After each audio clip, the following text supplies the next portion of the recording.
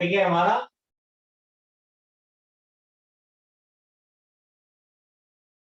Capacitance of parallel plate capacitor having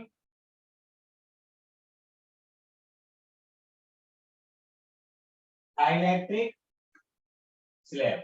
एक capacitor है जिसके अंदर डाइलेक्ट्रिक स्लैब मौजूद है, उसकी हम कैपेसिटेंस फाइंड आउट करना चाह रहे हैं। तो बेटा ये रहा है कैपेसिटर,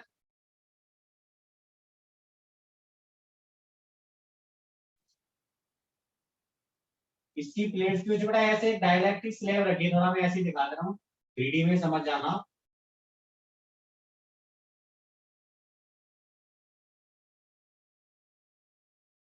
इसके अंदर बेटा डाइलेक्ट्रिक स्लैब है जिसकी थिकनेस आपकी कितनी है, डी है, डी मान लो चाहे थिकनेस। ये वाला सेपरेशन क्या है हमारा, डी। और बेटा क्या इस पर हमने पॉजिटिव चार्ज दिया था इंडक्शन से, यहाँ पे नेगेटिव क्यू चार्ज आया था, और ये कैसी थी हमारी अर्थिड, ये सारा पॉजिटिव चार्ज, ये नेगेटिव चार्ज। इसके फिर बेटा ऐसे था ये एक्चुअल डायग्राम। अब मैं इसको यहाँ नीचे बना दे रहा हूँ सिंपल वे में कि भाई ये दो प्लेट थी, ये वाली प्लेट जिनका एरिया क्या था, ए था। तो बेटा ये प्लेट थी जिनके बीच का सेपरेशन था स्मॉल डी, और इसकी प्लेट्स के बीच में ये डाइलेक्ट्रिक स्लैब रखी हुई है ऐसे, इसकी थिकनेस है टी। बेटा ये इलेक्ट्रिक फील्ड था, इस प्लेट पर पॉजिटिव चार्ज दिया था हमने, इंडक्शन से यहाँ पे बेटा नेगेटिव चार्ज आया था, और ये प्लेट हमारी अर्थिड थी। बेटा इलेक्ट्रिक फील्ड क्या था आपने पहले भी पढ़ा था, देखो यहाँ पे एयर है, यहाँ पे एयर है, ये डाइलेक्ट्रिक है, ये डाइलेक्ट्रिक, डाइलेक्ट्रिक स्लैब, ये हमारा माइनस क्यू चार्ज। बेटा एक इलेक्ट्रिक फील्ड देखो यहाँ पे ई था, यहाँ पर भी ई था जिसको हम ई नॉट बोल रहे थे, है ना, ई नॉट वेक्टर, यहाँ भी ई नॉट वेक्टर, बेटा अंदर भी होगा ये ई नॉट वेक्टर। लेकिन इस ई नॉट वेक्टर से अंदर होता क्या है आपको मैंने बताया था पहले भी, बेटा इसके अंदर मॉलिक्यूल कैसे होते थे, नॉन पोलर, जिनमें प्लस माइनस एक ही जगह होता था। लेकिन अब स्लैब के अंदर इलेक्ट्रिक फील्ड है, इस इलेक्ट्रिक फील्ड की वजह से इन मॉलिक्यूल्स का पोलराइजेशन हो जाता है। पोलराइजेशन का मतलब है प्लस माइनस दूर दूर हो जाती है, जो एक जगह थी ना ऐसे अब दूर दूर हो गई। तो पहले कोई डायपोल मूवमेंट नहीं था, अब दूर दूर होने पर डायपोल मूवमेंट आ जाएगा। तो प्लस किसकी तरफ जाता है, इलेक्ट्रिक फील्ड की डायरेक्शन में, नेगेटिव इलेक्ट्रिक फील्ड के अपोजिट। तो बेटा इलेक्ट्रिक फील्ड राइट में था, तो इसमें जो मॉलिक्यूल थे, थोड़े बड़े मॉलिक्यूल बना दे रहा हूं मैं, बेटा माइनस तो आ गया इलेक्ट्रिक फील्ड के अपोजिट इधर, और प्लस चला गया राइट में, ऐसे बेटा यहाँ माइनस प्लस,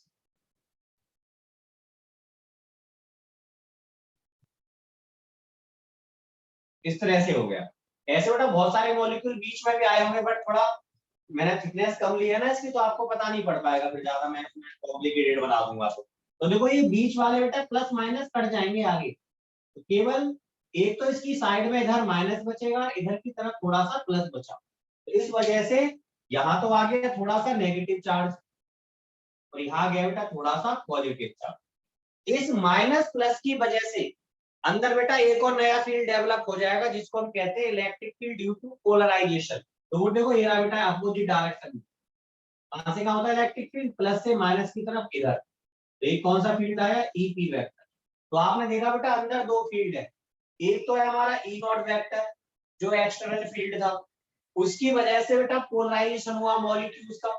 इन पोलराइजेशन की वजह से एक फेज पर नेगेटिव चार्ज आ गया, दूसरे पर पॉजिटिव। इस नेगेटिव पॉजिटिव से अंदर एक और नया फील्ड डेवलप हो जाएगा, पॉजिटिव प्लेट से नेगेटिव प्लेट की तरफ। तो देखो ये पॉजिटिव है, पॉजिटिव से नेगेटिव की तरफ, जिसको हम क्या बोलते हैं, ई की vector, electric field due to polarisation. ऐसा बेटा कंडक्टर में भी हुआ था, लेकिन कंडक्टर में इलेक्ट्रॉन डायरेक्ट मूव करते थे, तो जो इलेक्ट्रिक फील्ड था फाइनली ई नॉट के बराबर हो गया था, इसलिए कट के जीरो आया था। लेकिन बेटा यहाँ पे बराबर नहीं होगा, ईपी ई नॉट से कम रहता है, तो नेट इलेक्ट्रिक फील्ड अब क्या हुआ अंदर, ई नॉट माइनस ईपी। तो मैं इस लैंग्वेज को पूरा लिख रहा हूँ, फिर दोबारा से आपको एक्सप्लेन करूँ। तो यहाँ लिख रहा है due to electric field E not vector molecules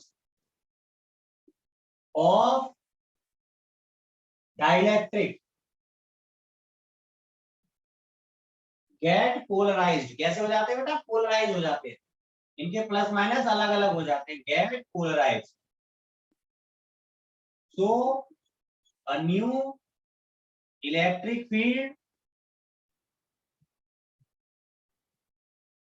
EP vector also develops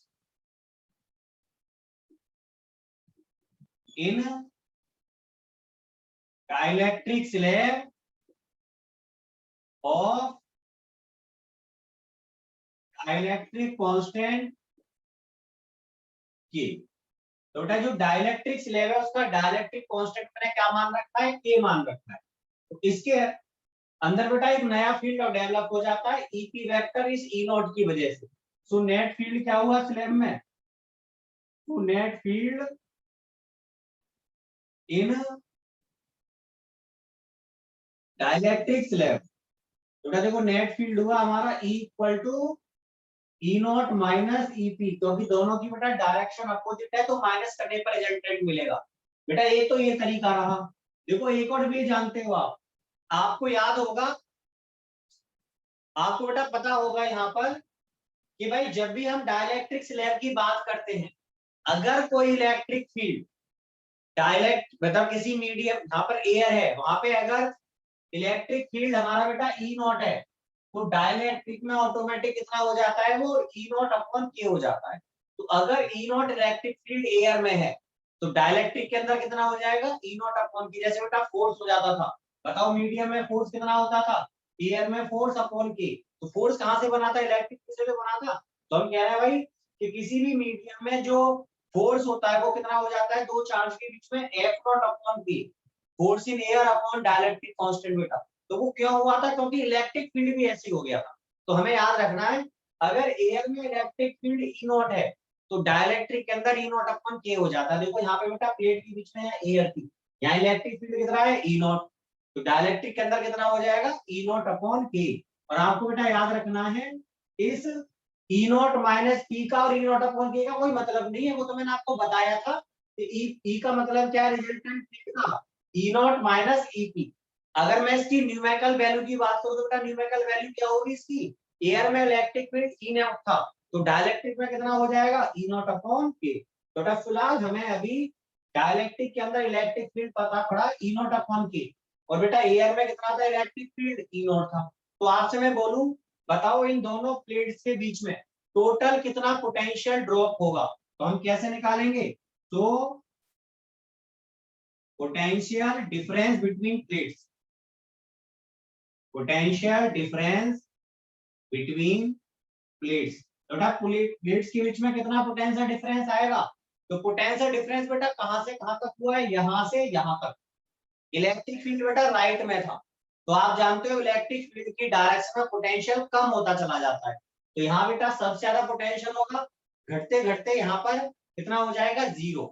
तो इलेक्ट्रिक फील्ड बेटा यहाँ पर भी है पूरे में, डाइलेक्ट्रिक के अंदर भी है, यहाँ भी है। तो देखो आप ऐसे चल रहे हो आगे, तो पहले ड्रॉप बेटा कहाँ हुआ, इस एयर में, फिर ड्रॉप हुआ डाइलेक्ट्रिक में, फिर आगे ड्रॉप हुआ एयर में। तो एक तरह से दो मीडियम में पोटेंशियल का ड्रॉप हुआ है, एक तो बेटा एयर वाले सेक्शन में यहाँ और यहाँ पर, एक बेटा डाइलेक्ट्रिक में हुआ है। तो टोटल पोटेंशियल डिफरेंस यहाँ से यहाँ तक कितना रहा होगा, तो जो पोटेंशियल ड्रॉप एयर में हुआ है प्लस जो पोटेंशियल ड्रॉप डाइलेक्ट्रिक में हुआ है, दोनों को हम मिला देंगे तो हमें टोटल ड्रॉप मिल जाएगा। भाई टोटल ड्रॉप कितना हुआ, अब मुझे आप बताओ एयर में कितना ड्रॉप होगा। तो मैंने आपको बताया था इलेक्ट्रिक फील्ड हमें बताता था यूनिट लेंथ का पोटेंशियल डिफरेंस, तो हमें कितनी भी लेंथ का निकालना हो लेंथ से मल्टीपल कर देंगे। तो बताओ आप एयर में कितना ड्रॉप रहा होगा, तो बेटा एयर में इलेक्ट्रिक फील्ड क्या था, ई नॉट, तो इसका मतलब एयर में यूनिट लेंथ में ई नॉट ड्रॉप था। एयर की लेंथ कितनी थी बेटा, टोटल देखो डी था, बी में से टी डाइलेक्ट्रिक में चला गया, एयर कितनी जगह में रही, बी माइनस टी में, E not into B minus T plus बेटा डाइलेक्ट्रिक की बात करते हैं, डाइलेक्ट्रिक में इलेक्ट्रिक फील्ड कितना था, ई, आगे लिख लेंगे ई नॉट अपॉन के, फिलहाल मैं ई लिख रहा हूँ। डाइलेक्ट्रिक में इलेक्ट्रिक फील्ड ई है, इसका मतलब डाइलेक्ट्रिक के अंदर यूनिट लेंथ में कितना ड्रॉप हुआ है, ई। अब बताओ टोटल कितना ड्रॉप होगा बेटा, तो डाइलेक्ट्रिक कितनी जगह में था, टी में, ई इंटू ई, तो ये आया टोटल ड्रॉप दोनों प्लेट्स के बीच में भी, आगे इसको सॉल्व करेंगे अभी। हाँ बेटा देखिए इसके बाद T not into D minus T plus बेटा ये इलेक्ट्रिक फील्ड जो है डाइलेक्ट्रिक के अंदर कितना निकाला था हमने, ई नॉट अपॉन ई, इंटू में कितनी जगह में था डाइलेक्ट्रिक, टी में, देखो दोनों में ई नॉट आ गया कॉमन, ये बी चल रहा था हमारा, ई नॉट कॉमन आया तो D minus T plus T upon के। अब बेटा आप बताओ एयर में कितना इलेक्ट्रिक फील्ड होता है, दो सीट की वजह से, आपको याद होगा बेटा मैंने आपको गॉस लॉ में कराया था, एक सीट की वजह से सिग्मा अपॉन 2 एप्सिलॉन नॉट, दूसरी की वजह से भी sigma upon 2 epsilon not, last class में हमने किया था तो ऐड होकर कितना आ गया था, twice sigma upon 2 epsilon not, जो बना था सिग्मा अपॉन एप्सिलॉन, बट ये भी जरूर मैं लेके दे रहा हूँ, जो हमारा ई नॉट था वो था बेटा सिग्मा अपॉन 2 एप्सिलॉन नॉट पहली सीट की वजह से, और दूसरी की वजह से भी इतना ही था, ये बन गया था sigma upon epsilon not, sigma क्या था, चार्ज अपॉन एरिया, तो चार्ज क्यू अपॉन एरिया, बेटा इसकी मैं वैल्यू पुट कर रहा हूँ, ई नॉट की जगह Q upon epsilon not A D minus T plus T by, बेटा ये पोटेंशियल ड्रॉप निकल कर आया प्लेट्स के बीच में, फर्स्ट प्लेट और सेकंड प्लेट के बीच में, ये दोनों जो प्लेट्स, अब आपको बेटा पोटेंशियल ड्रॉप मिल गया, अब आप इजीली कैपेसिटेंस निकाल सकते हो, क्योंकि सिंपल फॉर्मूला होता है C equal to Q upon, तो capacitance C equal to Q upon B, तो क्यू अपॉन बी, और बेटा पोटेंशियल ड्रॉप कितना है, Q upon epsilon not A D minus T plus T upon K, तो Q से क्यू कैंसिल, बेटा सी निकल कर आया epsilon not A upon D minus T plus T upon, कोई डाउट बेटा, अभी मैं इक्वेशन केस डिस्कस करते हैं। तो फर्स्ट केस है कि अगर डाइलेक्ट्रिक स्लैब प्रेजेंट ना हो, if dielectric slab is not present, dielectric slab अगर प्रेजेंट ना हो तो बताओ ये थिकनेस होगी कोई, फिर तो होगी नहीं, तो टी हमारा क्या हो जाएगा, जीरो हो जाएगा, it means equal to zero, dielectric slab है ही नहीं, स्लैब की थिकनेस जीरो, जीरो रख दो यहाँ, तो सी क्या आया, epsilon not A upon D minus T की जगह जीरो प्लस जीरो अपॉन के, जस्ट आया epsilon not A upon D, और आपको याद होगा मैंने लास्ट क्लास में आपको डेरिवेशन कवर कराया था, जब केवल बेटा एयर होती थी, एयर वाला यही कैप्स्टॉन निकल कर आती थी, जिसको हम क्या बोलते थे, सी नॉट, तो आपने देखा जब डाइलेक्ट्रिक स्लैब ना हो तो बिल्कुल सेम वही कैप्स्टॉन आ रही है जो हमने ड्राइव करी थी पहले, जिससे पता पड़ रहा है कि हमारा फॉर्मूला करेक्ट है। दूसरा केस है बेटा डाइलेक्ट्रिक स्लैब अगर पूरे स्पेस में हो, if dielectric slab is in whole space, बेटा सारे स्पेस में होगी तो टी जो है किसके बराबर हो जाएगा, डी के, तो टी बढ़ते बढ़ते डी के बराबर पहुंच जाएगा, तो अब की बार बेटा टी की जगह यहाँ डी रखो,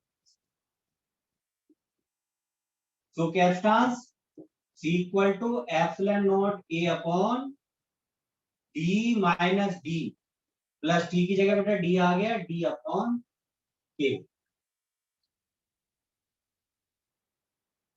डी से डी कैंसिल, तो C इक्वल टू के ऊपर होगा epsilon not A upon D, तो बेटा आपने देखा था epsilon not A upon D क्या था, सी नॉट था, तो ये बन गया के सी नॉट, तो आपको दोनों फॉर्मूले याद रखने हैं, के epsilon not A upon D या इसको हम के सी नॉट भी कह सकते हैं, तो भाई यहाँ से बेटा आपको मेन चीज सीखने को क्या मिल रही है, देखो पहले भी बेटा डाइलेक्ट्रिक जितना बड़ा वो कैपेसिटर जितना बड़ा था उतना ही बड़ा अब है। पहले कितना एरिया था ए, डिस्टेंस कितनी थी बी, अब भी कितना एरिया है ए। अब बेटा पूरे में डाइलेक्ट्रिक भर दिया, तो हमने उसकी साइज को नहीं बढ़ाया, बस उसके अंदर डाइलेक्ट्रिक फिल कर दिया है। तो देखा आपने डाइलेक्ट्रिक फिल करते ही पूरे स्पेस में कैपेसिटेंस के टाइप हो गई। इसका मतलब जो कैपेसिटेंस पहले एयर फिल होने पर सी नॉट थी, अब उसी साइज में अगर हम पूरे में डाइलेक्ट्रिक फिल कर देंगे तो कैपेसिटेंस हो जाएगी के टाइम्स। जैसे हमने माना बेटा कोई डाइलेक्ट्रिक फिल किया, उसका जो डाइलेक्ट्रिक कांस्टेंट था वो 10 था, तो बताओ कैपेसिटेंस कितने टाइम्स होगी 10 टाइम्स। तो साइज अपना वही था, मान लिया मैंने ये मार्कर ही मान लिया कि भाई इसके अंदर पहले एयर फिल थी तो इसकी अपनी कैपेसिटेंस कुछ थी। अब इसमें बेटा मैंने एयर की जगह पेपर वगैरह रख दिए कुछ, मैंने मान लिया उनका डायरेक्टिव कांस्टेंट 10 है, तो कैपेसिटेंस जस्ट 10 टाइम्स हो गई। तो हमने साइज को नहीं बढ़ाया, लेकिन फिर भी कैपेसिटेंस बहुत ज्यादा बढ़ा दी, 10 टाइम्स कर दी। अगर और ज्यादा डायरेक्टिव कांस्टेंट होता तो कैपेसिटेंस और ज्यादा हो जाती। तो हमें ये फायदा होता है डायलेक्ट्रिक फिल करने से। तो एक तो बेटा डायलेक्ट्रिक फिल करने से सपोर्ट मिलती है प्लेट्स को, इट मींस बीच में बेटा एयर थी तो हो सकता है ये प्लेट दब सकती थी, लेकिन अब अंदर मैंने पूरे में डायलेक्ट्रिक भर दिया तो बेटा इन प्लेट को दबाना मुश्किल है, इसका मतलब इनको अच्छे से सपोर्ट मिल गई पहली चीज तो। और दूसरा क्या होता है कैपेसिटेंस इंक्रीज हो जाती है। पेपर में कभी कभी पूछ लेता है कि भाई अगर हम डाइलेक्ट्रिक स्लैब जो हमारा जो कैपेसिटर है उसकी स्लैब के बीच में अगर पूरे में डाइलेक्ट्रिक भर दें तो उसके क्या क्या एडवांटेज होते हैं। तो पहला तो बेटा जो प्लेट्स होती है कैपेसिटर की उनको सपोर्ट मिल जाती है, ठीक है। दूसरा क्या होता है कि भाई जो कैपेसिटर है उसकी कैपेसिटेंस इंक्रीज हो जाए, दो एडवांटेज हो। तो फिलहाल तो मैंने अभी केस लिए थे जब डाइलेक्ट्रिक पूरे में है और डाइलेक्ट्रिक बेटा है। अब एक केस ले रहे हैं बेटा डाइलेक्ट्रिक स्लैब की जगह कंडक्टिंग स्लैब रख दी जाए तो क्या होगा इसमें, तो उस केस को लेंगे फिर।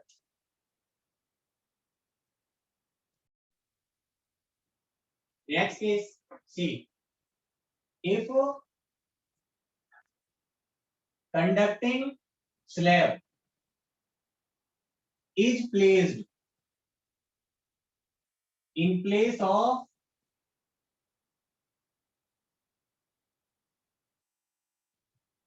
डाइलेक्ट्रिक स्लैब, थोड़ा कैपेसिटेंस क्या होगी।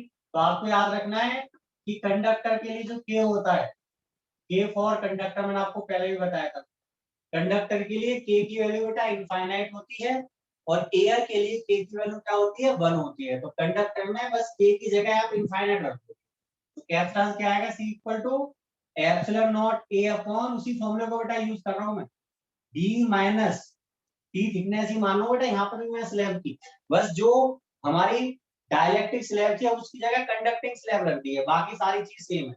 तो डी माइनस टी प्लस में क्या आता था फॉर्मूले में टी अपॉन के, तो बेटा के कितना हो गया इनफाइनाइट। तो फॉर्मूले में जो मैंने नीचे फॉर्मूला ड्राइव किया था जनरल फॉर्मूला, तो बेटा वहां जो के था मैंने उसकी जगह इनफाइनाइट रख दिया, और आप जानते हैं इनफाइनाइट का उल्टा क्या होता है जीरो, तो ये टर्म बेटा जीरो बन जाएगा। तो सी इक्वल टू आ गया हमारा epsilon not A upon D minus T. तो वो फॉर्मूला हमारा निकल कर आया था डाइलेक्ट्रिक स्लैब के लिए, ये बेटा कंडक्टिंग स्लैब के लिए। अब मैं इसी में डिस्कस कर रहा हूं कि अगर कंडक्टिंग स्लैब पूरे स्पेस में कर दें तो इस वाले फॉर्मूले में टी क्या बन जाएगा डी, तो वो हमारा डाइलेक्ट्रिक स्लैब वाले केस चल रहे। अब ये कंडक्टिंग स्लैब का है तो यहां से मैं केस इसमें बना रहा हूं, if conducting slab is in whole space, it means जो टी है थिकनेस है बेटा कंडक्टिंग स्लैब की बढ़ के किसके बराबर हो जाएगी डी के, तो रख दो यहाँ डी। तो C equal to epsilon not A upon D minus D, epsilon not A upon infinite, बेटा इनफाइनाइट का उल्टा क्या होगा जीरो। तो इसका मतलब कंडक्टिंग सॉरी बेटा जीरो, जीरो का उल्टा क्या होगा इनफाइनाइट। बेटा आपने देखा कि कंडक्टिंग स्लैब अगर पूरे स्पेस में हो जाती है तो जो कैपेसिटेंस है कितनी हो जाती है कैपेसिटर की इनफाइनाइट। देखो दूसरे तरीके से भी समझा रहा हूं मैं आपको, ये हमारा बेटा अगर मैं पूरे स्पेस में कंडक्टर रख दूं तो आपने पढ़ा था कंडक्टर के अंदर इलेक्ट्रिक फील्ड हमने ड्राइव किया था जीरो होता है, ठीक है। जब बेटा इलेक्ट्रिक फील्ड हमारा जीरो हो जाएगा, जब इलेक्ट्रिक फील्ड जीरो होगा तो बताओ पोटेंशियल ड्रॉप होगा, कुछ नहीं हो सकता, क्योंकि इलेक्ट्रिक फील्ड की वजह से ही पोटेंशियल ड्रॉप होता है। तो अगर मैं कहता बेटा पूरे में कंडक्टिंग स्लैब रख दी जाए, पोटेंशियल ड्रॉप होने का मतलब ही नहीं है जो पोटेंशियल इस प्लेट पर है वही इस प्लेट पर आएगा, तो पोटेंशियल डिफरेंस कितना हो गया जीरो। जब बेटा पोटेंशियल डिफरेंस जीरो हो तो बताना capacitance C equal to Q upon V। तो Q upon potential difference zero, तो क्या निकल कर आई कैपेसिटेंस इनफाइनाइट। ऐसे भी समझ सकते। तो मैंने आपको दोनों तरह से समझा दिया, डायरेक्ट भी कि भाई कंडक्टिंग स्लैब अगर पूरे स्पेस में है तो अंदर इलेक्ट्रिक फील्ड जीरो, तो कोई पोटेंशियल ड्रॉप हो ही नहीं सकता, क्योंकि इलेक्ट्रिक फील्ड जीरो होगा तो पोटेंशियल ड्रॉप बनेगा नहीं, क्योंकि पोटेंशियल ड्रॉप होता है इलेक्ट्रिक फील्ड की वजह से। तो पोटेंशियल ड्रॉप जीरो, जीरो का उल्टा इनफाइनाइट, तो कैपेसिटेंस इनफाइनाइट आ रही है। दूसरा आपने देख लिया स्लैब के सेंस में कि भाई हमारी कंडक्टिंग स्लैब की वजह से इतनी कैपेसिटेंस थी, अगर स्लैब पूरे स्पेस में है तो टी डी के बराबर हो जाएगा, तो यहाँ पर जीरो, जीरो का अपोजिट हो गया इनफाइनाइट, तो कैपेसिटेंस इनफाइनाइट। अब बेटा इनफाइनाइट कैपेसिटेंस का मतलब समझो। इनफाइनाइट कैपेसिटेंस का बेटा मतलब होता है हमारा कि जो भी हम चार्ज प्रोवाइड कर रहे हैं वो सारा चार्ज बेटा डायरेक्ट कंडक्टर के थ्रू कहां पहुंचेगा, दूसरी प्लेट पर, फिर कहां पे पास हो जाएगा, अर्थ में। तो आप कितना भी चार्ज देते हो, सारा चार्ज बेटा लेते जाएगा, कभी चार्ज लेने की मना नहीं करेगा ये कैपेसिटर। इसका मतलब इसकी बेटा चार्ज अपनी होल्ड करने की कोई लिमिट ही नहीं बची, लगातार चार्ज देते जा रहे हैं हमारे, तो बेटा वो चार्ज लेते जा रहा है और कहां पे लीक करते जा रहा है चार्ज को, अर्थ में। वो वाला काम कि भाई कोई बाल्टी थी जिसमें नीचे होल हो रहा था, ऊपर आप टैप से पानी भर रहे थे, लेकिन जितना पानी ऊपर से आप बेटा फिल कर रहे हो उतना ही होल से निकल रहा है, तो जिंदगी में कभी बाल्टी भरने वाली है नहीं, तो हमारे लिए क्या होगा, उसकी कैपेसिटेंस इनफाइनाइट होगी इनडायरेक्टली। तो सेम कंसेप्ट यहाँ बनते हैं।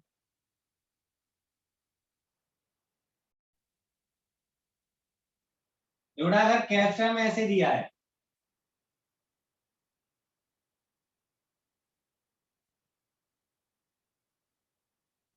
ऐसे बहुत सारी डायरेक्टिक स्लैब रखी है, इसका डायरेक्टिव कांस्टेंट K1 है, K2, K3, K4, इसकी thickness T1, T2, T3, T4, चलो आगे एन तक ले लो ऐसे।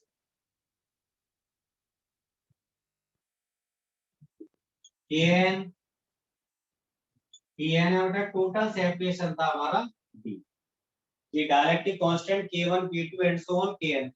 बेटा यहाँ पे अगर मैं डायरेक्ट इसकी कैपेसिटेंस की बात करूं तो वो होगी epsilon not A upon D minus, बेटा वहां पे T आता था क्योंकि एक ही स्लैब थी, यहाँ पे देखो बहुत सारी स्लैब है, तो क्या लिखेंगे T1 minus T2 and so on, या बीच में प्लस लगाते जाओ ऐसे, plus and so on Tn। Minus है बेटा आगे लग रहा है माइनस, ध्यान रखना, प्लस फिर बेटा वहां आता था T अपॉन K, यहाँ पे क्या आएगा T1 upon K1, T2 upon K2 and so on Tn upon, बेटा ये जनरल फॉर्मूला हो जाएगा इसमें, अगर बहुत सारी स्लैब हो तो। एक छोटा सा क्वेश्चन कर लेते हैं इसके लिए।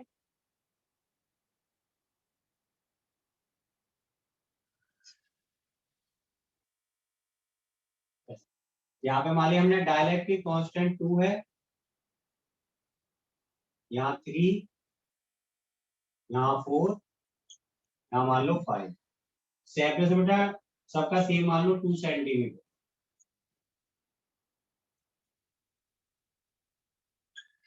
ठीक है, तो अब हमें बताना है इसकी कैपेसिटेंस कितनी होगी, तो इसकी कैपेसिटेंस आएगी बेटा C equal to epsilon not K upon D minus T1, T2, T3, T4 plus T1 upon K1 plus T2 upon K2 plus T3 upon K3 plus T4 upon K4। और इसको आगे अपने आप से सॉल्व कर लेना जो भी आंसर है। ठीक है, इसके लिए एरिया मान लो आप 1 सेंटीमीटर स्क्वायर, इसका एरिया मान लिया ना।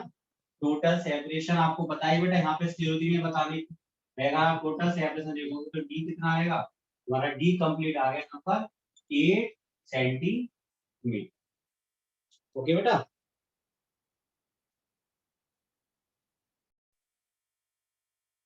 जो वहां पे बोला है एग्जांपल 2.8 में, a slab of material of dielectric constant K has the same area as that of plates of parallel plate capacitor but has a thickness 3 upon 4d where d is the separation of the plates. How is the capacitance changed when the slab is inserted between the plate? बेटा शुरुआत में देखो ऐसा था, आपको ये capacitor दे रखा था जिसकी प्लेट्स के बीच का सेपरेशन डी था। शुरुआत में मान लिया यहाँ पे एयर थी, बेटा इसकी प्लेट का जो एरिया दिया है आपको ए दे रखा है। तो मैं अगर पूछूं आपसे, बताओ इनिशियली कितनी कैपेसिटेंस होगी? Initially capacitance C not equal to epsilon not A upon D, बेटा इतनी कैपेसिटेंस। अब इसने क्या बोला है, इसकी प्लेट्स के बीच में एक डाइलेक्ट्रिक स्लैब रख दी है, ये डाइलेक्ट्रिक स्लैब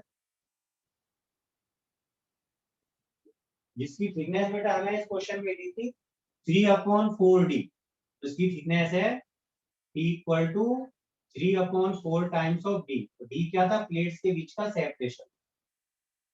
तो क्या कैपेसिटेंस होगी बेटा? इसको मैं सॉल्व करके दिखा रहा हूँ, डायरेक्ट मैं फॉर्मूले को यूज नहीं कर रहा, आपको अगेन ड्राइव करके दिखा रहा हूँ।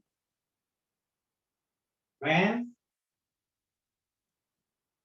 dielectric slab is placed between plates, बेटा इलेक्ट्रिक फील्ड क्या होगा? डाइलेक्ट्रिक के अंदर इलेक्ट्रिक फील्ड इन डाइलेक्ट्रिक, बेटा आपने पढ़ा था डाइलेक्ट्रिक के अंदर इलेक्ट्रिक फील्ड का फॉर्मूला क्या होता था? एयर में इलेक्ट्रिक फील्ड ई नॉट होता है, अपॉन में किससे डिवाइड कर देते थे हम? के से डिवाइड कर देते थे, ठीक है। तो पोटेंशियल डिफरेंस बिटवीन प्लेट्स, तो प्लेट्स के बीच में पोटेंशियल डिफरेंस कितना होगा? V इक्वल टू, तो बेटा पोटेंशियल ड्रॉप दो जगह है, एक एयर में और एक डाइलेक्ट्रिक में। ये हमारा डाइलेक्ट्रिक था, डाइलेक्ट्रिक ऑफ डाइलेक्ट्रिक कांस्टेंट के। तो कितना इलेक्ट्रिक फील्ड आया बेटा? वो potential difference V in air plus V in dielectric. Air में बताओ पोटेंशियल ड्रॉप का फॉर्मूला, बेटा पोटेंशियल ड्रॉप सिंपल याद रखो, इलेक्ट्रिक फील्ड इनटू थिकनेस या सेपरेशन जो भी अपनी डिस्टेंस है। टी नॉट एयर में इलेक्ट्रिक फील्ड था बेटा, एयर कितनी जगह में थी? टोटल था D, 3/4D में कौन था? डाइलेक्ट्रिक, बेटा ये बचा D माइनस 3D/4 में, प्लस डाइलेक्ट्रिक के अंदर इलेक्ट्रिक फील्ड कितना? ये रहा E नॉट अपॉन के। डाइलेक्ट्रिक कितनी जगह में? 3/4D में, बेटा E नॉट इंटू यहाँ से हो गया ये D/4 प्लस यहाँ से आया 3E0/4K इंटू डी, ठीक है। बेटा यहाँ से E0 D कॉमन निकाल दो, E0 इंटू डी अपॉन में 4 कॉमन निकाल दो, क्या बचेगा यहाँ से? 1 प्लस यहाँ बचा बेटा 3/K। अब E0 की वैल्यू आप जानते हो, E0 क्या होता था बेटा? सिग्मा अपॉन एप्सिलॉन नॉट होता था, है ना। लिखो यहाँ पे E0 की जगह आ गया सिग्मा अपॉन एप्सिलॉन नॉट, तो सिग्मा के लिए हो गया Q upon A, Q upon sigma के हिसाब से Q अपॉन A, ओके, और एप्सिलॉन नॉट। ये तो आ गया बेटा E0 की वैल्यू, साथ में क्या रहा? D/4, यहाँ बचा 1 प्लस D/K। इसको एलसीएम की तरह सॉल्व कर दो, K एलसीएम आ गया K प्लस 2। एक बार दोबारा बेटा देख लो इसे, तो V in air plus V in dielectric. Air में इलेक्ट्रिक फील्ड E0 था, एयर थी हमारी D माइनस 3 D/4 पार्ट में, है ना, तो टोटल D था, इतने में डाइलेक्ट्रिक था, प्लस डाइलेक्ट्रिक का इलेक्ट्रिक फील्ड E0/K, और डाइलेक्ट्रिक कितनी जगह में था? 3/4D में। E0 ये आया सॉल्व करने पर D/4 प्लस 3E0/4K D, दोनों में कॉमन आ गया E0 D/4, यहाँ से बचा 1 प्लस 3/K, ठीक है बेटा। E0 आप जानते थे, E0 हमारा टोटल मिलके बेटा कितना हो जाता था? Sigma upon epsilon not, sigma होता था चार्ज अपॉन एरिया। E0 की जगह मैंने लिख दिया Q upon A epsilon not, या एप्सिलॉन नॉट A कर दो आगे पीछे, कोई दिक्कत नहीं है, इनटू में D/4, एलसीएम आ गया K, तो K प्लस 3।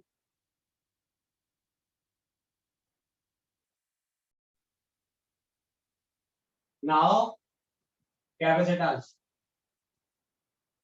जो न्यू कैपेसिटेंस आई C equal to Q upon V, हमारा फॉर्मूला होता है, तो Q अपॉन V, V हमने निकाला है Q upon epsilon not A into D/4 into में K+3 अपॉन K।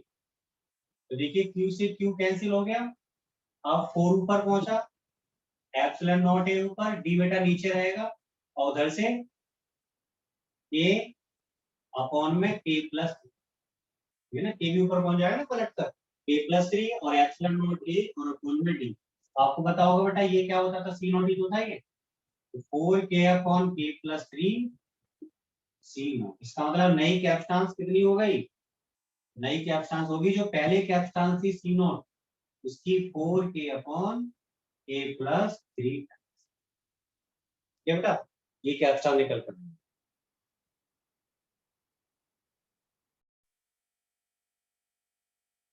देखिए आपने जो कैपेसिटेंस का फॉर्मूला पढ़ा, C equal to epsilon not A upon D कब था, जब एयर थी,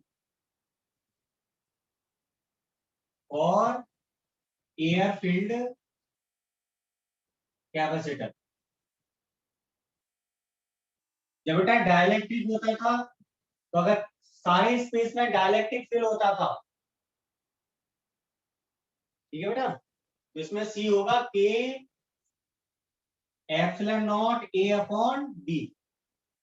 तो यहाँ बेटा ये था हमारा जब सारे स्पेस में डाइलेक्ट्रिक फील्ड था, और डाइलेक्ट्रिक फील्ड कैपेसिटी। ठीक है, तो आपको बेटा मेन चीज क्या मिली सीखने को, कि कैपेसिटेंस किस किस फैक्टर पर डिपेंड कर रहा है। पहले हमने खाली एरिया और डी के बारे में जाना था कि भाई कैपेसिटेंस एरिया के होती थी डायरेक्टली, प्लेट सेपरेशन की होती थी बेटा इनवर्सली प्रोपोर्शनल। अब हमने एक और चीज जानी है कि कैपेसिटेंस जो होती है डायलेक्ट्रिक कांस्टेंट की भी डायरेक्टली होती है, कि अगर डायलेक्ट्रिक कांस्टेंट ज्यादा है तो कैपेसिटेंस ज्यादा होगी, अगर डायलेक्ट्रिक कांस्टेंट कम है तो कैपेसिटेंस कम होगी। ठीक है बेटा, स्क्रीनशॉट लो, बस एक छोटा सा टॉपिक करा रहा हूँ, 5 मिनट लगेंगे बस, स्क्रीनशॉट लीजिए इसका।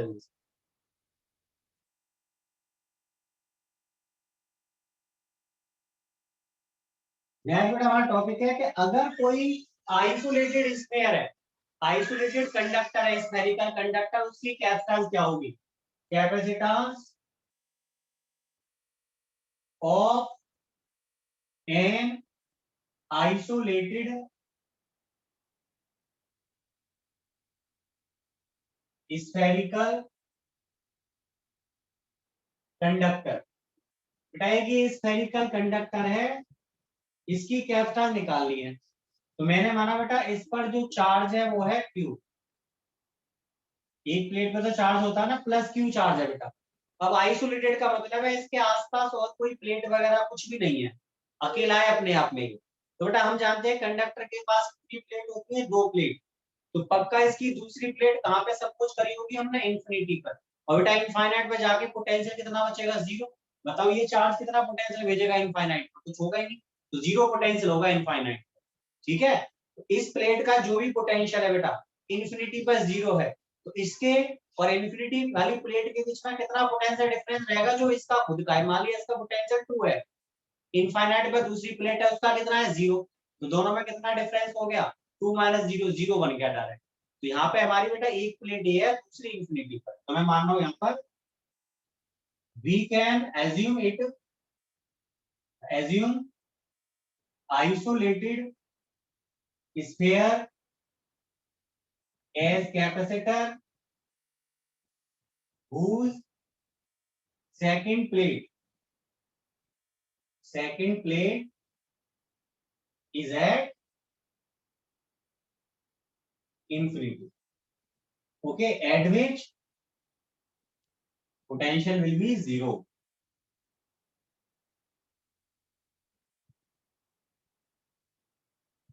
So potential between plates, so potential difference between plates,